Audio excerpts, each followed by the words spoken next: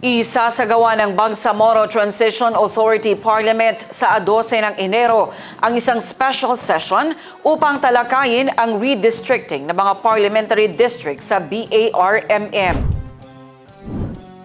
Nakatakdang magsagawa ng isang special session ang Bangsamoro Transition Authority Parliament sa Enero 12, 2026, ala-1 ng hapon, upang ipagpatuloy ang deliberasyon sa panukalang batas hinggil sa redistricting ng mga parliamentary districts sa Bangsamoro Autonomous Region in Muslim Mindanao.